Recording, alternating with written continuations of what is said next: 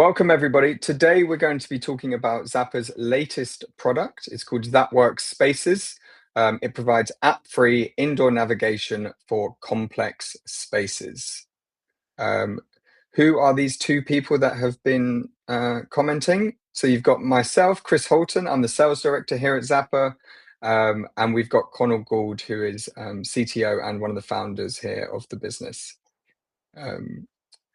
So a little bit of kind of pre-work. So before we get started, we are going to be recording this event. So if you do need to drop off, you will get in your inbox in the next few days a recording sent to you. So please do watch that if you have to leave. Chat function, lots of people are using the chat function already, which is great. Keep that up. We'd love that. There is also a Q&A section. What tends to happen with the chat function is people ask questions there, and then we sort of lose them because that's just a timeline. If you do use the Q&A, then it's just going to be stored, and Connell and I have some time allocated for going through those questions. So if you have specific questions, please use the Q&A. And yeah, do get involved. We don't want this just to be me and Connell speaking at you. So please do get involved throughout. The agenda, what we'll be covering, so a little bit of background on what Zapworks Spaces is, and then we've gone high risk. So Connell is going to be doing a live demo, navigating around the Zappar offices. So really looking forward to seeing that.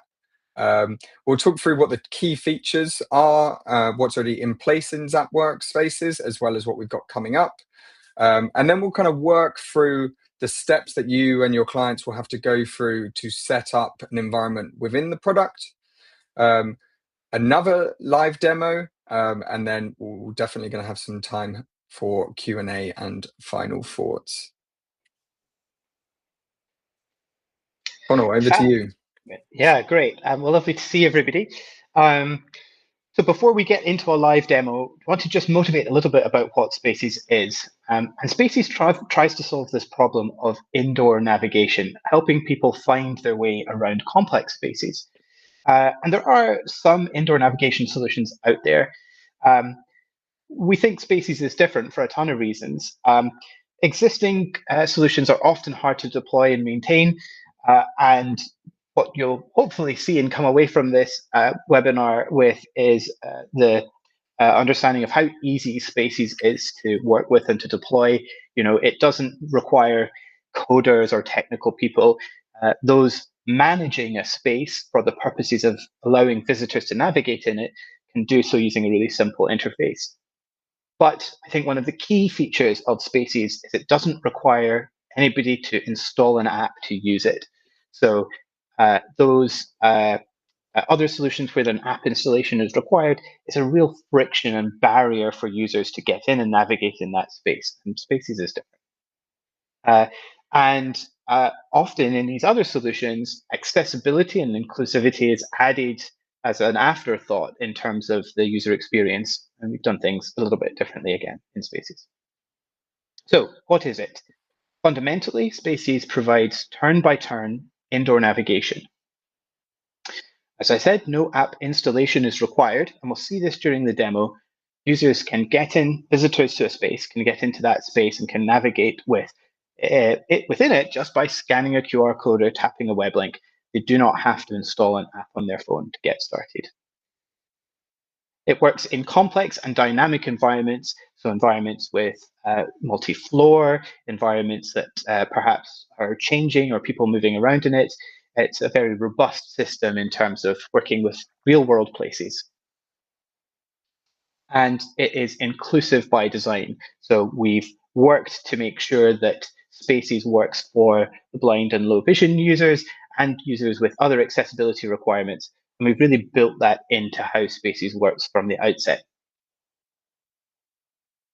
And so Spaces is perfect for those types of locations where you will have visitors coming to that location who may not be familiar with it, or where you have people that are familiar with a space but really need to be more efficient in that environment in terms of routing within it. So a classic example of that, of course, is industrial facilities, helping engineers, maintainers, etc., find and get to a piece of equipment that they need to fix or replace, or navigating a complex labyrinth that might be a factory or other space. Public venues is, of course, incredibly important spaces where visitors are often very new to that space, and so might not already have an internal map in their head for how to navigate in that space.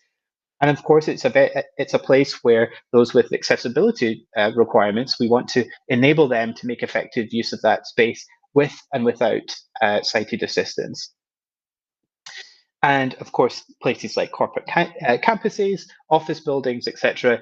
These are often big environments with lots of locations within it. Maybe it be the meeting rooms, bathrooms, these sorts of things, restrooms, I should say, for the international audience, so that people can navigate effectively in those spaces, despite them often being rabbit warrens, which the building we're in right now definitely is an example. So here's the risky part. We're going to attempt a live demo navigating in this environment. Now, I should say this, we're going to go downstairs into the lobby here of this building. It is a real working environment, and so we'll do our best to make sure we can deliver the demo in that space. If not, we can come back up and we've got some videos that cover it as well, but hopefully we'll be able to give absolutely live demo in the space. My colleague Jordan is going to help as well. So let me just do a few little changes to the setup here. I have to switch which Wi-Fi I'm on as well, so I might drop out for a second. But Chris, hopefully you can hold the baton for me while I do that. We'll stall for time while you change your Wi-Fi.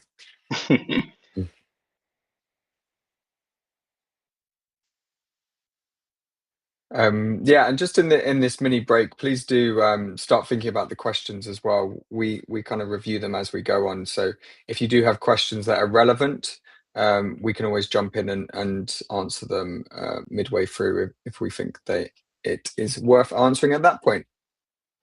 Connell, have you safely switched Wi-Fi?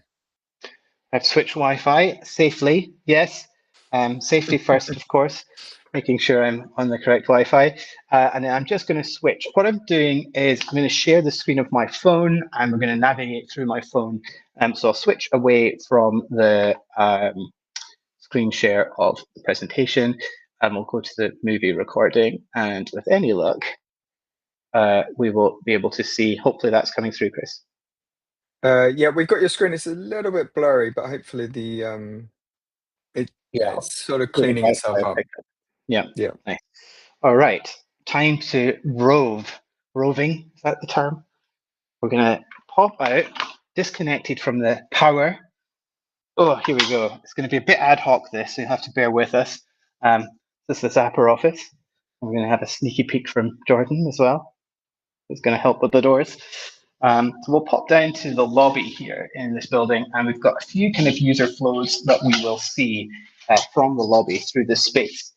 And so hopefully that is going to be a nice representative demonstration of spaces. Nice and quiet down here in the lobby. So I'll just pop around into the space in a moment. As you can see here, it's an absolutely normal office building lobby. And as I say, this building's a rabbit warren, so hopefully we'll be able to see a bit of that. Now with Spaces, as I said, it's an app-free solution, which means people don't have to install an app to use it. So how do you start the experience? Well, there's a number of ways. The first is that you can pop up QR codes into the space like this one. If I can frame it correctly. We've popped a few of these QR codes around in the environment that just are calls to action that will get users into that environment. But it's also totally possible to link to points of interest in this space with web links. And so, in fact, I have a calendar invite inviting me to an important meeting here in the Barleymow Centre.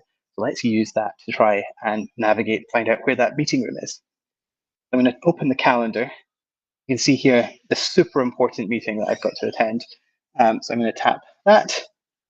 I'm going to open the link. And that's going to take me into Spaces in the app clip. The app clip is what allows us to offer this experience without the user having to install the app on their phone. It's like a little mini app that will let us get straight into the experience without having to go to the App Store. I'm going to open that. And as we can see the space with our phone. And the first thing that Spaces does is try to understand where we are in the space using the appearance of the environment. So this is what's called visual positioning. And now that Spaces knows where I am in this space, it knows exactly where I am in the building, it can help us navigate to Mix, which is the meeting room in question that was on the calendar invitation. So I'm going to hit the navigate button here. And what we'll see is Spaces gives us a full turn-by-turn navigation to get to that destination. It gives us little breadcrumbs on the ground so that we can navigate to that location.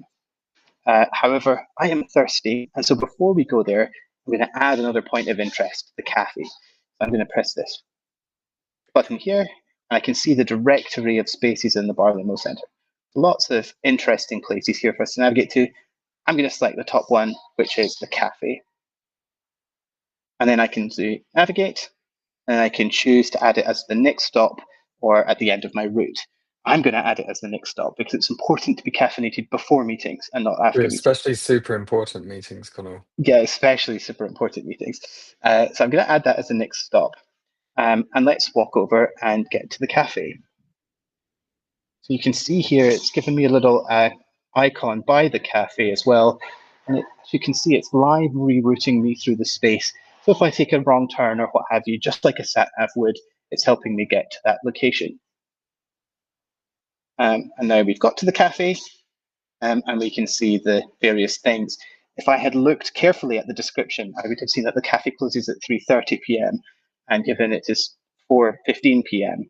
I'm not going to be able to have a coffee, which is fine because we also have to continue the demo, and it wouldn't be a good use of time for me to be standing here waiting for coffee.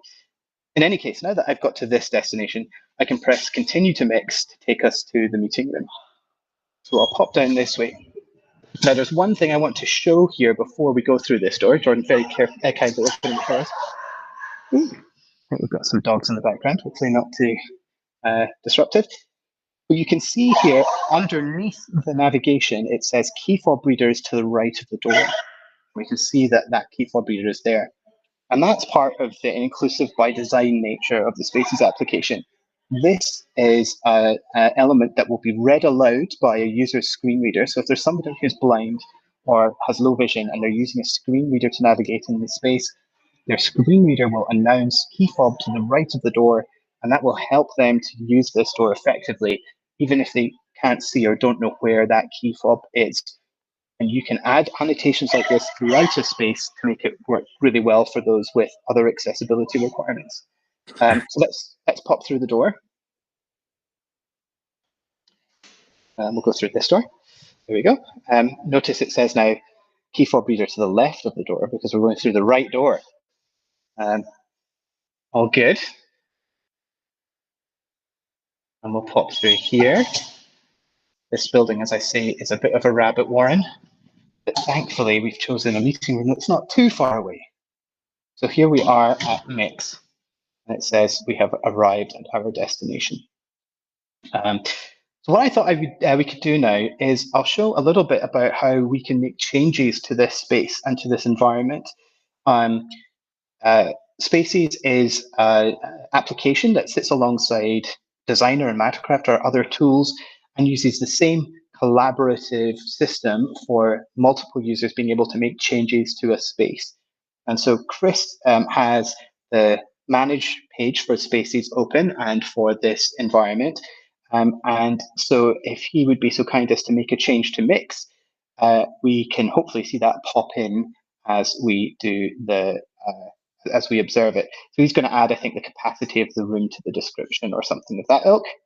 And then once he's done, there we go, pops in straight away, up to 6 attendees in the whiteboard after use, please. Very good. And so as you can see, that all live collaboration, and so he's been able to add that straight away.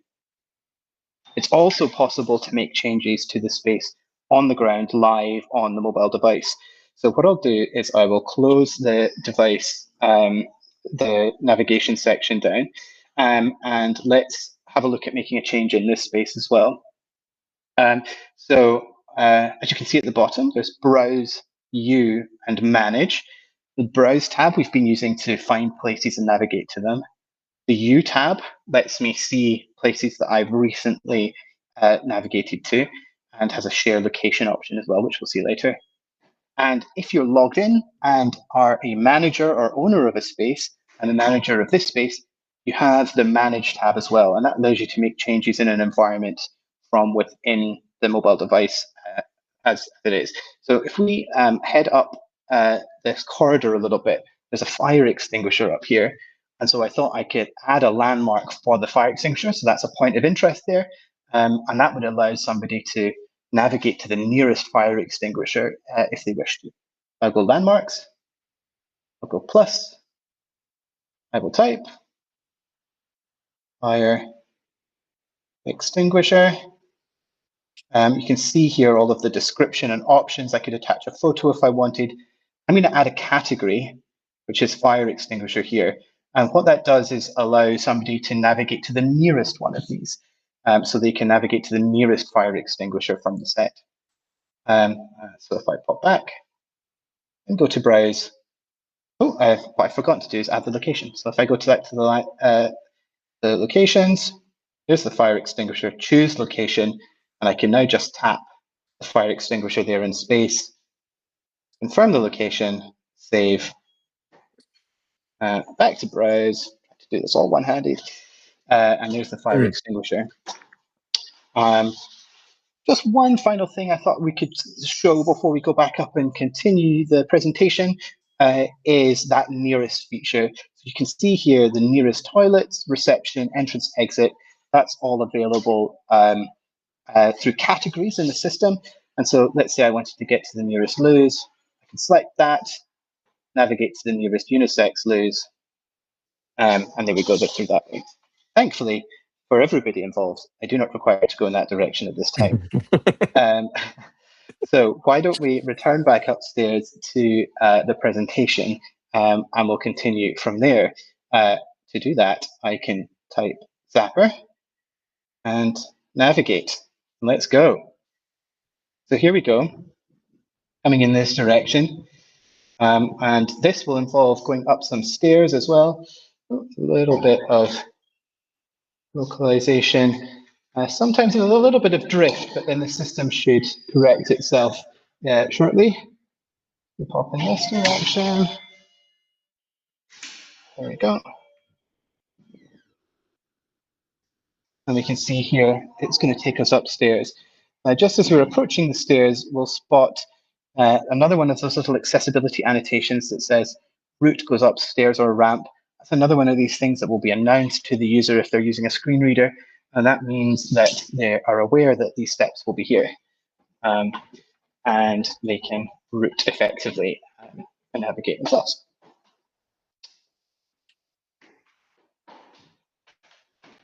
There we go, almost there.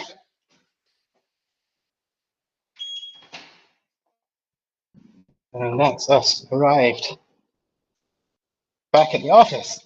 Jordan very diligently locked the door behind us. And so we're back in. Cool. All right, well, let me just set back up again and I'll get the presentation going again. That was brilliant, Connor. Well done. No worries. Surprisingly athletic, having to hold the laptop at the same time. You just plug it in so we don't have any battery concerns. Yeah, high risk definitely paid off, so well done. And thank you, Jordan, as well for the tech support. While Nice. Connor, you were doing that demo, the chat and the Q&A has been blowing up, I would say, which is really positive. I'm going to hold off asking any questions yet because I know we're going to cover some of the answers here, but I'll sprinkle them through when we're continuing the presentation where they're appropriate. Perfect. Cool. So we've got 3 slides of emergency alternatives if the demo didn't work. Those are videos that we don't need to see.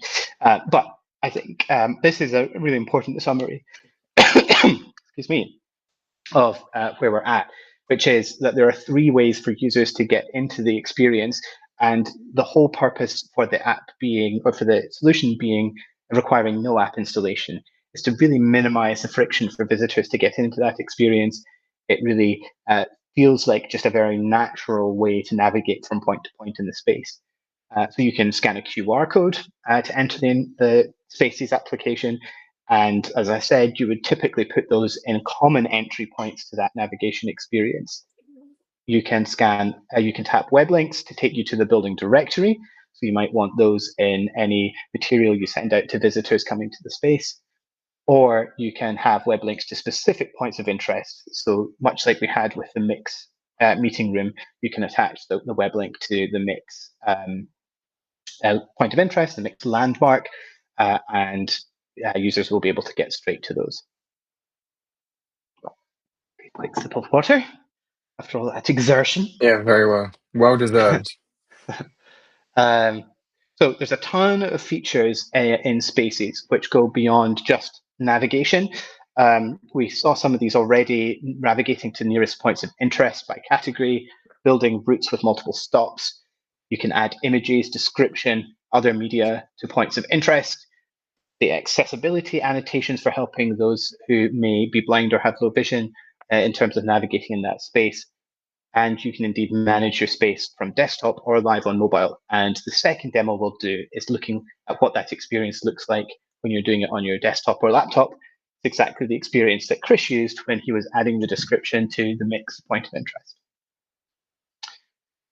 One that I'd like to show first of all, though, is the ability to share your location with colleagues. So if you're at a place in the building, you can use on the U tab, the share your location function. I've got a little video showing that in place. Here you can open Spaces. In this case, we're just opening it and selecting the space that we're in. And Jordan, in this case, is just calibrating in. He's showing the world, the environment to the phone. And then once it's localized, he's in. He'll pop to the U tab here now. 1 second. There we go. And tap share your location. And then that gives him a link that he can use to send to anybody. And he's going to send it to me in this case. And he's going to sit down on that bench and wait for me. Now, his location is embedded just in the URL. So there's no live sharing of his location or his GPS or anything like that. That URL just says where he is in that space. And so we're now looking at the experience that I have. I get the notification with the shared link. You can see the location is in that URL. When I tap it, it opens into Spaces for me through the app clip as before. I localize into the space in the same way. I move my phone camera so that it can see where I am. And then it helps me navigate directly to where Jordan is. And so I, in this case, scan through, I start going, and then I get very athletic for a moment and do the rest of this. This gives you an idea for how much of a rabbit warren this building is. Up multiple flights of floors through various different corridors, which are like something out of Severance, up another flight of stairs, in this case, indeed a complicated set of stairs, and then all the way along, and then eventually round the corner, we should see Jordan. We arrived at the destination, and there we go, ready for our meeting. So just a really nice feature in terms of being able to make good use of the space, even if you don't know where you are, or you're helping somebody know where you are. So let's talk a little bit about how it works. There's a few steps here to getting an environment set up with Spaces, and we'll talk through two of them, and then we'll demonstrate one of them. So that final step in Spaces. The first thing that you need to do when you are setting up a space is get a scan of that environment. And there's multiple ways you can do this with different cameras, and you can do it with your phone. When we were scanning this space, used a camera from a company called Matterport that will do 360 scans in your environment. And what it does is it builds a 3D model of that space. And our Spaces system uses that 3D model for a ton of things, including working out where the walkable areas are, providing a nice preview for you when you're editing and working with the space, etc. The output from those cameras is also then used by the system that works out where you are when you're in the space, and that's the VPS provider. VPS stands for Visual Positioning System, and we've built Spaces in a way that you can use whichever visual positioning provider you want to use. And if you don't have a visual positioning provider already provisioned for your business, or you don't know which one to use, you can always just ask us and we can help advise and get things set up for you so that you don't have to worry about that step. The important thing is we support VPS providers, including Multiset, Immersal, and Aoki.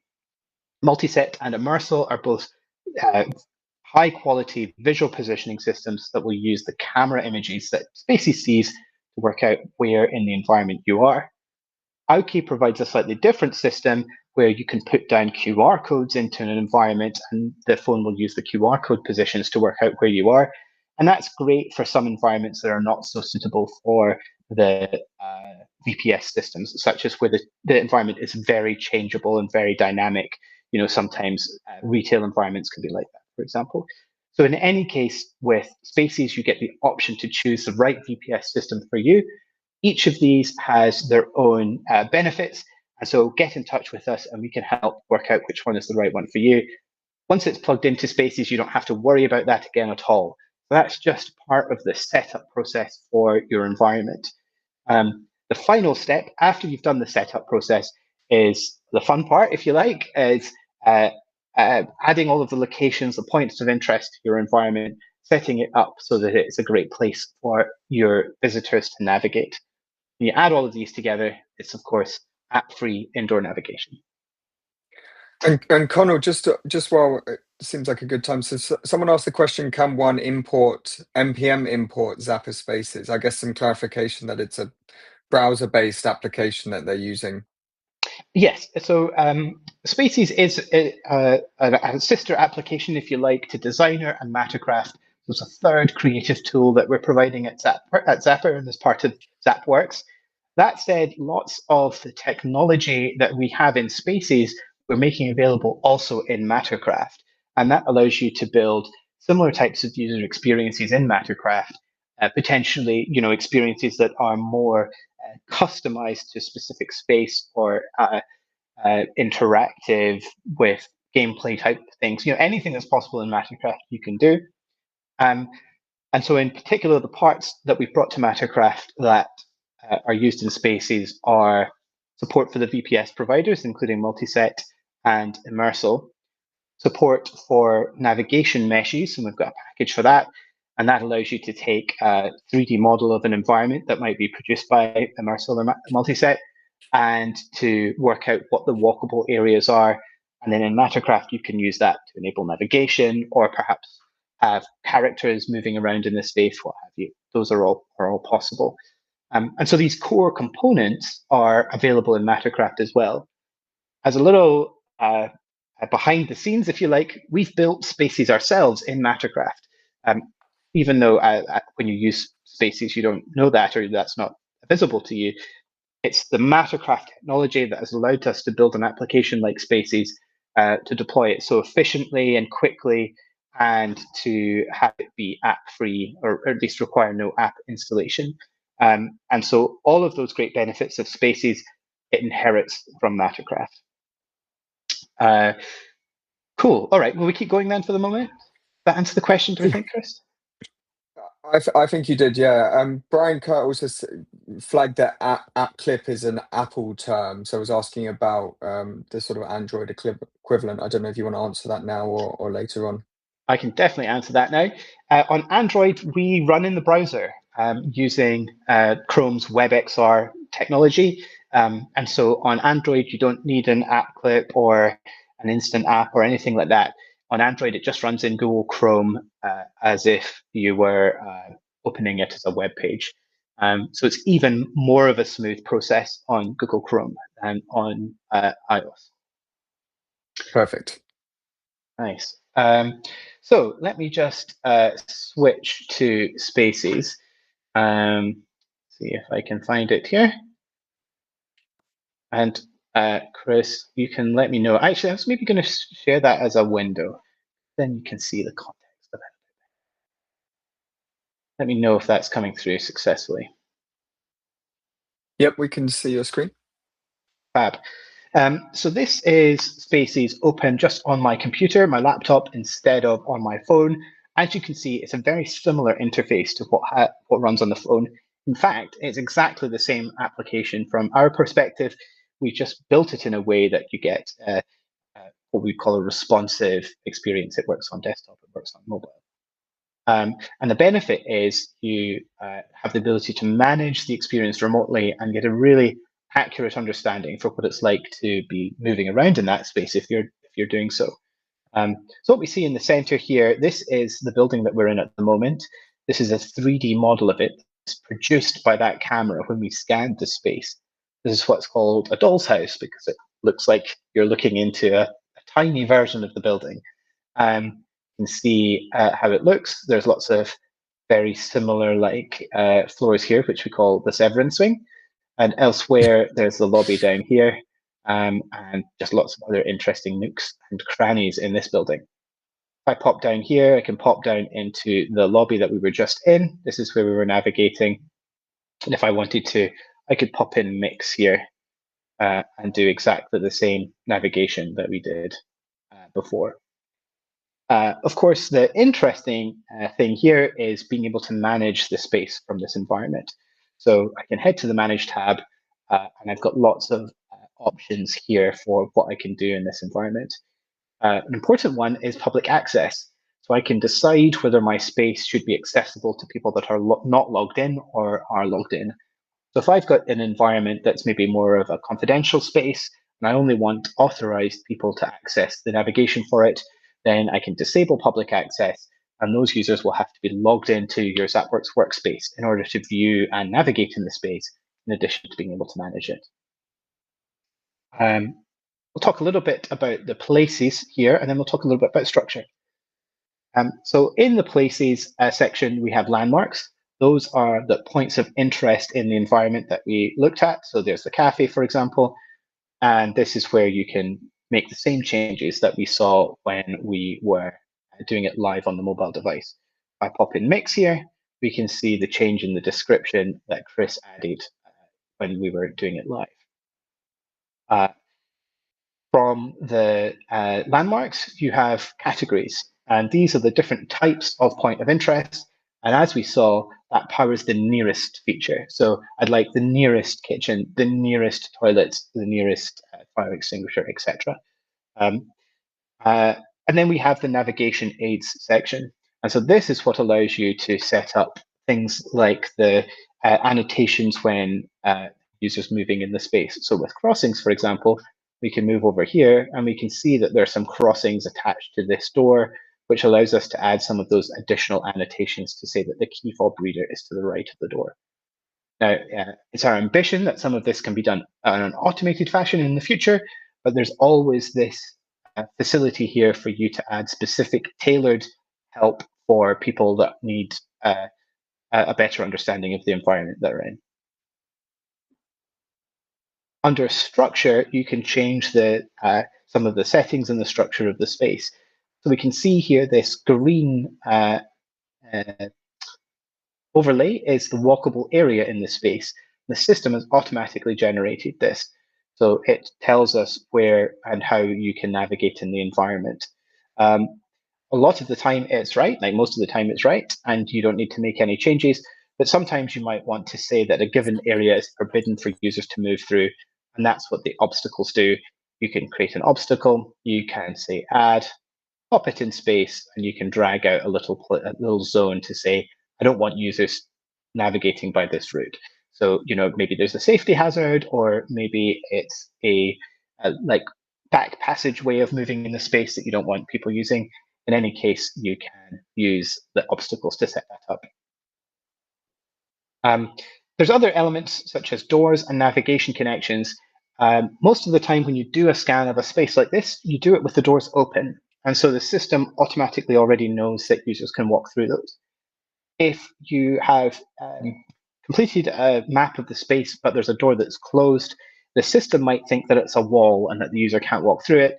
But what the doors system allows you to do is add a wall in that location. So let's just say, for the sake of argument, there was a door here. I can go add, and I can just add that door in that location. and the system will know that that can be used for navigation and for routing.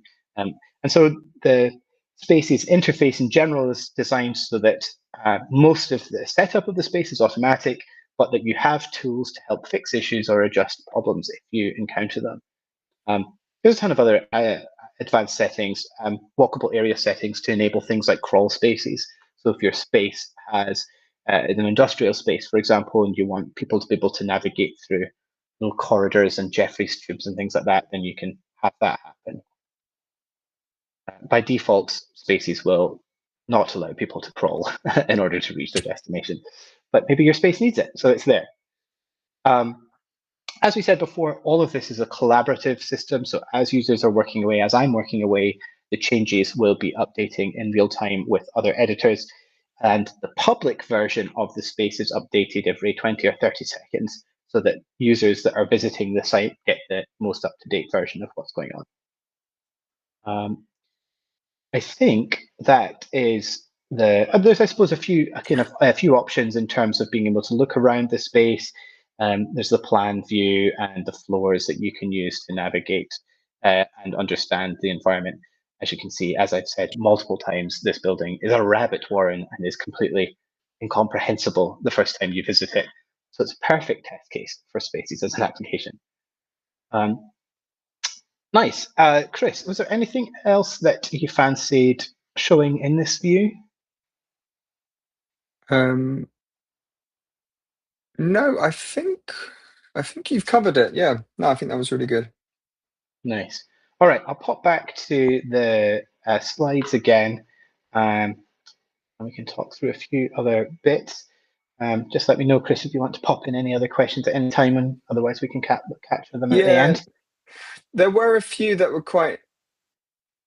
was possibly kind of covered by the slide you did on multi-set and Matterport, but people were asking questions about when you scan the space, is it helpful, for instance, for it to be done on the weekend when there's not many people in the environment?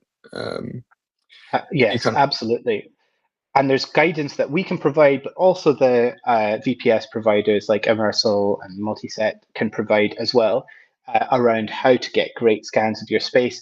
We found it when we've been doing it that yes, doing it at the weekend is helpful, or just at least when the building is quiet. The main reason, apart from anything else, being that people are curious and will interrupt what you're doing, or may have questions about what you're doing and what have you. So as long as you've got permission from the environment to come in and do it, it's great to do it at a time when it's really quiet. The other thing is lots of these technologies for scanning the space, like the camera, they take images, 360 images of the space, and you don't want a ghost of a person appearing in the 3D model for an environment when they're not going to be there, obviously, in real life when somebody's visiting the space later. So it's always good to find a quiet time to do that. There's lots of other great hints and tips about how to map a space effectively. And as I say, we can provide a ton of that, and or those providers or Matterport, whoever you're using for the camera will also be able to help. So yes, there's a wealth of information on it. Having done a ton of scanning recently myself, I found the process is actually quite fun, quite enjoyable. And there's a certain sense of satisfaction in doing it. But there's also the ability, like there's companies in, locations around the world that you can just contract to come in and do the space as well. So there's lots of options for acquiring that data. Nice. Very good. All right, we'll keep going. Yes, please. Cool. So there's two bits I want to talk about that are coming soon to Spaces, not quite in yet. The first one is really interesting, and I think a real differentiator as well between Spaces and other indoor navigation solutions, which is a concept called immersive frames. Effectively, what this allows you to do is to take interactive experiences built with our other tools, such as Mattercraft and Designer. And so those could be gameplay experiences, they could be 3D models, branded experiences, animations, these sorts of things. You can build those using our other tooling, Mattercraft and Designer, and then add them as special points of interest in a space that when users pass by or go near can be launched and the user can have that immersive experience in that location. So you have the best of both worlds. You have the utility and function of using spaces to navigate to place to place. But you also have the opportunity to give users that more immersive and engaging experience as they're doing so. So an example might be if the building here has an anniversary or something like that, they might want to have a celebration experience that happens in the lobby for the people that want to take part. And as they're moving through the lobby, the user interface will pop up and say, do you want to try the 100-year celebration? And if you do so, the frame will appear, will take the user experience over whilst the user is having the experience, so they can be interactive. And then there's a little X in the corner that the user can tap that just takes them straight back into where they were in the Spaces navigation experience. We call it Spaces immersive frames, sorry, because it's a little bit like an iframe on a web page. It's a little portion of some other site or experience that can be temporarily shown to the user, and then when they're finished, they're returned back to the core application. Then the other feature that we're working on that will be here soon are tours. So much like we saw in the demo we did, we started with navigation to the cafe, and then we moved on to Mix. That's a route where we've got 2 points of interest on that route. We're working on a feature where you can, as the manager of a space, build routes for users to take that are predefined in the system, and that's a tour. Effectively, you could have a tour that's an onboarding tour for new colleagues that are coming to work in the office that might take them to the kitchen, to the restrooms, to the bike shed, or to the lockers. And you would pop those items and you can annotate them with images, audio, and video, etc. Or you might have a public space that is a museum or something of that ilk, and you want to take users between interesting pieces of art in that space and give them additional information, maybe audio from the curator or what have you. And that's all possible by with the routes system, which will be coming soon. The tour system, I should say.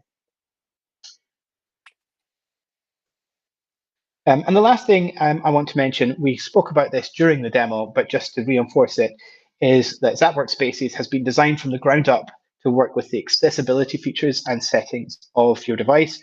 And so that enables turn-by-turn audible navigation for users with screen readers and other assistive technologies. And we spoke also about annotating the space with additional guidance for those audiences.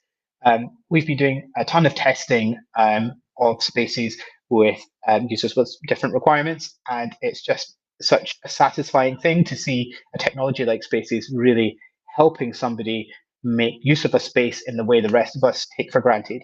So very proud of the work that we've done in Spaces in this regard.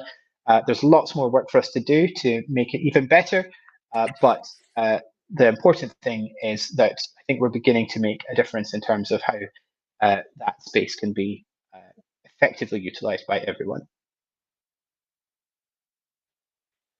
Cool. All right, I'll maybe head back to you, Chris, for this slide.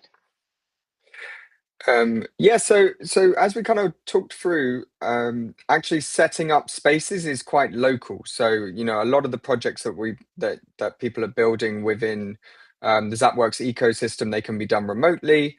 When you're building these type of VPS on-site activations, there's very much a need to actually go to the location and do the scans with the Matterport camera or the iPhone. So we really think that this is a great opportunity for sort of agencies and local businesses to partner with us on the kind of adoption of this product. So we'd love to work with people. We are going to be launching a partner program very soon.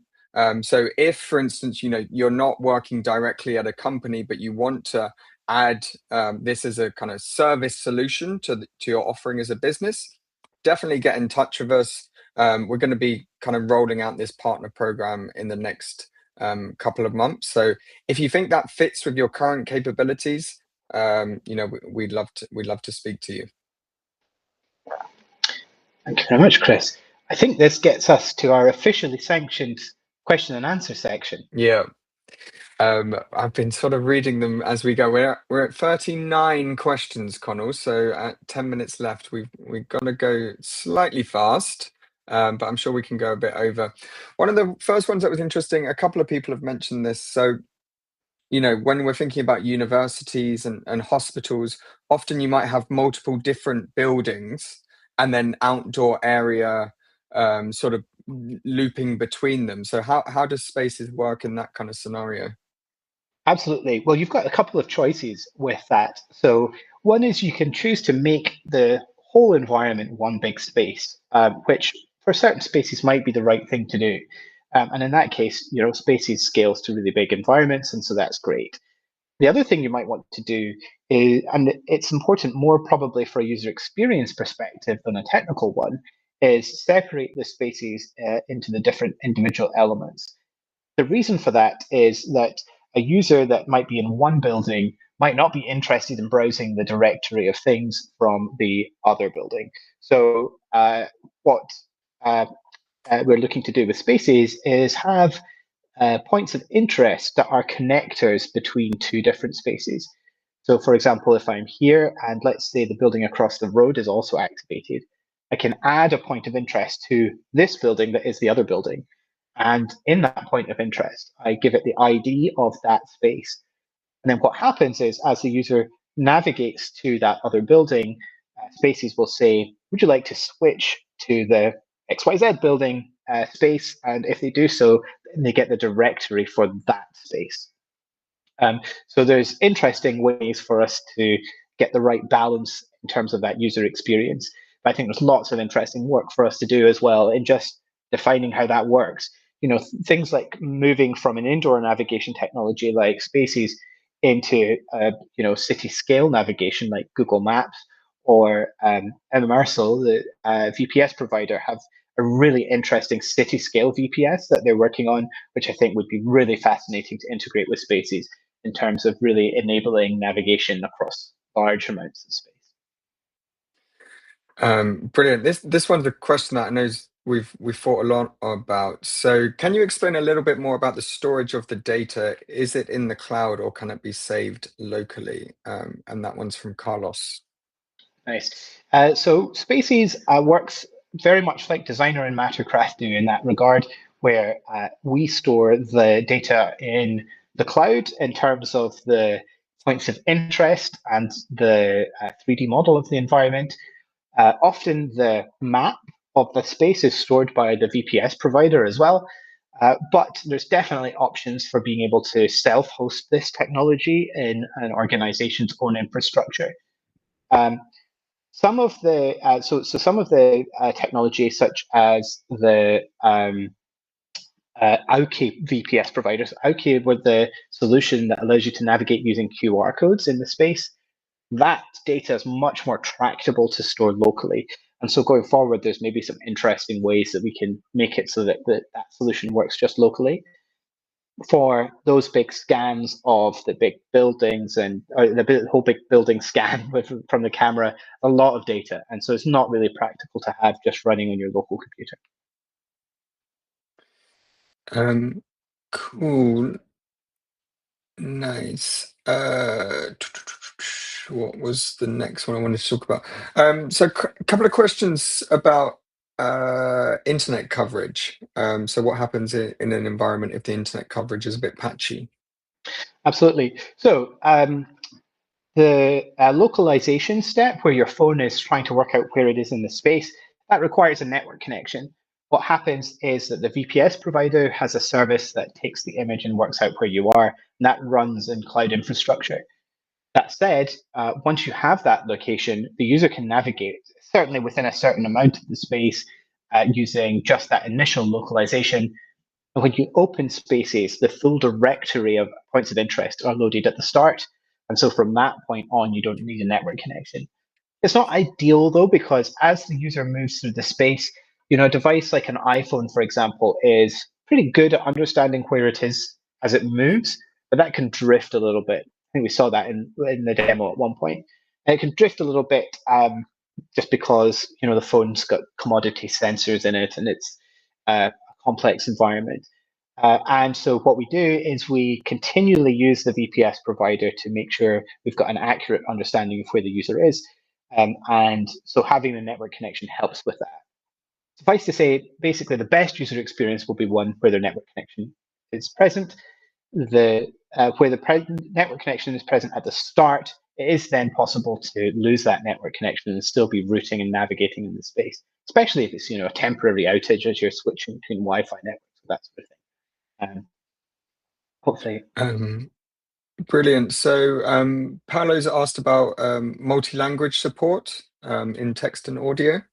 Absolutely. We go back to another live demo very briefly. Can demo that functionality. Definitely. Cool. So let me Right. just pop back to Spaces here. Let me know if that's coming through. Is that looking okay? Oh, it's off stage. I think I can add it. Yep, we're in. Nice. So let me pop back there. What we can do is go to one of, gone to the wrong window, one of the points of interest. Let's go to mix, and I can go to edit here. So first I should say that we've translated the Spaces application itself, including all of the sections, into a plethora of languages. If you encounter that a language you wish is not present in the Spaces application itself, just let us know and we can add that readily. In terms of like when you're setting the space up, we can go into mix here, and basically every text field has the opportunity to make a change to or to have multiple versions for different languages. So for example, meeting room here, I can go in here and I can say I'd like to provide, let's go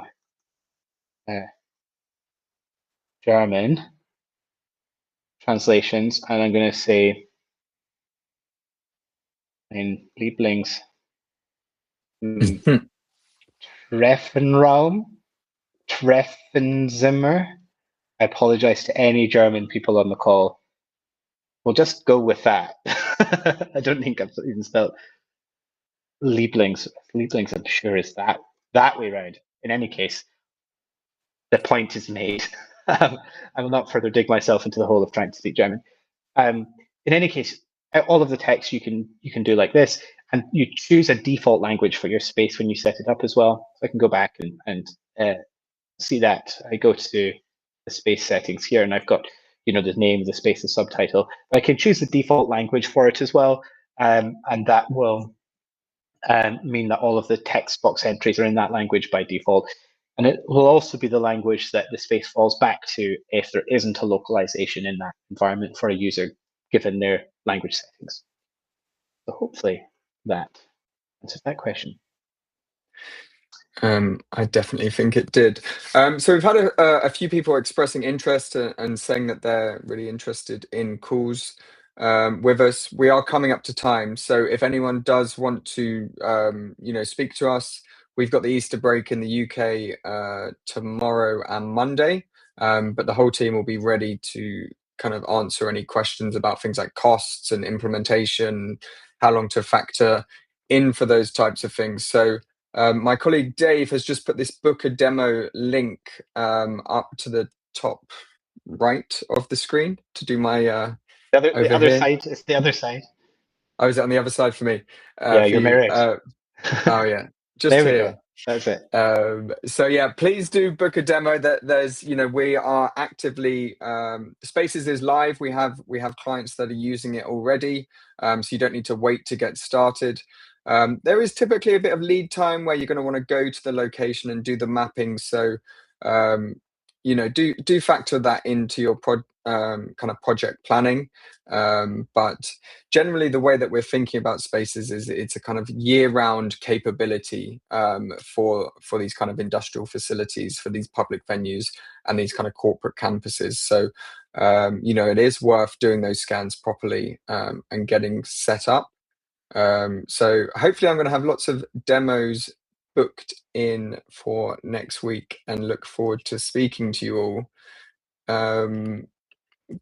Connell, is there anything before we go? I do apologize if there's any questions.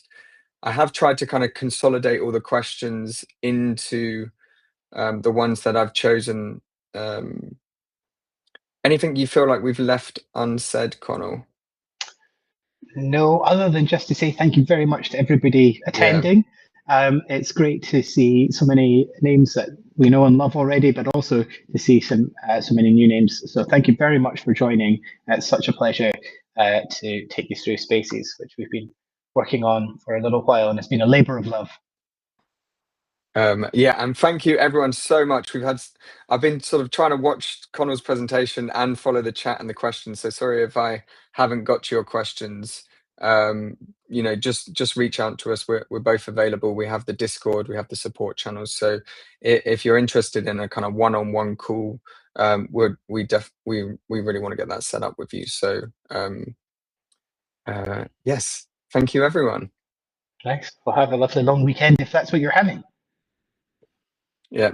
Thanks everyone. Chat soon. Yes. Bye. Bye.